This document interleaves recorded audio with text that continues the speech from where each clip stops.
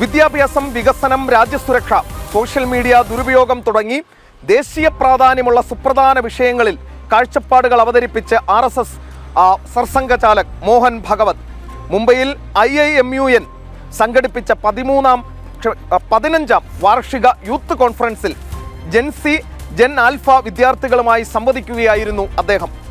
വിദ്യാഭ്യാസ ബജറ്റ് GDPയുടെ 6% ഉയർത്തണമെന്ന ആവശ്യത്തെ പിന്തുണച്ച അദ്ദേഹം പ്രതിഷേധങ്ങൾ ആരെയും ദേശവിരുദ്ധരാക്കുന്നില്ലെന്നും എന്നാൽ അവ ഭരണഘടനാനുസൃതമായിരിക്കണമെന്നും ഓർമ്മിപ്പിക്കുകയുണ്ടായി.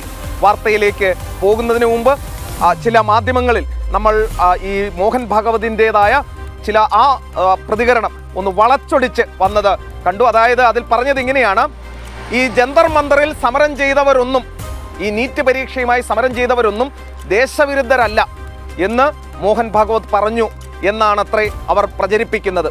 എന്നാൽ അതല്ല അദ്ദേഹം പറഞ്ഞത്. അദ്ദേഹം പറഞ്ഞത് ഇങ്ങനെയാണ്: ഭരണഘടനാനുസൃതമായി ഈ പ്രതിഷേധങ്ങൾ ആരെയും ദേശവിരുദ്ധരാക്കുന്നില്ലെന്നും എന്നാൽ അവ ഭരണഘടനാനുസൃതമാകണം എന്നുമാണ് അദ്ദേഹം പറഞ്ഞത്. വളച്ചൊടിച്ച വാർത്തകൾക്ക് ചെവി കൊടുക്കരുത്. ജനം TV കൃത്യമായി ആ വാർത്ത പ്രിയ പ്രേക്ഷകരിലേക്ക് എത്തിക്കുകയാണ്. വാർത്തയിലേക്ക്. രാജ്യത്തിന്റെ വിവിധ ഭാഗങ്ങളിൽ നിന്നുമുള്ള 2000-ഓളം വിദ്യാർത്ഥികളെ സാക്ഷി നിർത്തിയാണ് RSS സർസംഘചാലക് ഡോക്ടർ മോഹൻ ഭാഗവത് നയപരമായ കാഴ്ചപ്പാടുകൾ വ്യക്തമാക്കിയത്. വിദ്യാഭ്യാസം സമൂഹത്തിന്റെ അനിവാര്യതയാണെന്ന് ചൂണ്ടിക്കാട്ടിയ അദ്ദേഹം വിദ്യാഭ്യാസ ബജറ്റ് GDPയുടെ 6% ദീർഘകാല ആവശ്യത്തെ പൂർണ്ണമായും പിന്തുണച്ചു. എന്നാൽ ബജറ്റ് വർദ്ധിപ്പിച്ചതുകൊണ്ട് മാത്രം പ്രശ്നം തീരില്ലെന്നും സർക്കാരും സമൂഹവും ഒന്നിച്ചു നിന്നുള്ള ശരിയായ നടപ്പാക്കലാണ് അനിവാര്യമെന്നും അദ്ദേഹം പറഞ്ഞു. സർക്കാർ के द्वारा ठीक इम्प्लीमेंटेशन हो, इसके लिए क्या क्या करना चाहिए, केवल वो करने से नहीं होगा, क्योंकि ऐसा तो कभी किसी ने कहा नहीं कि सरकारी पूरी शिक्षा चलाए, तो हम सब मिलकर तो चला सकते हैं। स्कूल चलाने का एक बहुत बड़ा प्रयास हमारे कार्यकर्ता भी विद्या भारती संगठन के माध्यम से कर रहे हैं, क्योंकि 23,000 अच्छे स्कूल चलते हैं बहुत प्रांतों में, उसका एक प्रेस्टीज है। तो ये तो कोई बजट वगैरह के भरोसे नहीं होगा, अपने नई पीढ़ी के बारे में चिंता और उसके चलते प्रयास, इसी से मुझे लगता है ये स्पिरिट जगाने की आवश्यकता पहली है, बाकी सब अपने आप हो जाएगा। अगर ये हुआ तो जनता में एक मूड बनेगा और कोई सरकार या कोई पॉलिटिशियन जनता को इग्नोर नहीं कर सकते, तो बिना आंदोलन के भी ये हो जाएगा. ജനാധിപത്യപരമായ പ്രതിഷേധങ്ങളെക്കുറിച്ച് വ്യക്തമായ നിലപാടാണ് ഡോക്ടർ മോഹൻ ഭാഗവത് തറപ്പിച്ചു പറഞ്ഞത്. പ്രതിഷേധങ്ങൾ നടത്തിയതുകൊണ്ട് മാത്രം ആരും ദേശവിരുദ്ധരാകുന്നില്ല. എന്നാൽ പ്രതിഷേധങ്ങൾ പൂർണ്ണമായും ഭരണഘടന അനുസരിച്ചാകണം. നിരോധനങ്ങളും വിലക്കുകളും കരിഞ്ചന്തയ്ക്കാണ് വഴി തുറക്കുക. നിയമങ്ങൾ നിർമ്മിക്കുന്നതിനേക്കാൾ പ്രാധാന്യം സമൂഹത്തിന്റെയും മുൻ തലമുറയുടെയും മാതൃകാപരമായ പെരുമാറ്റമാണെന്ന് അദ്ദേഹം ഓർമ്മിപ്പിച്ചു.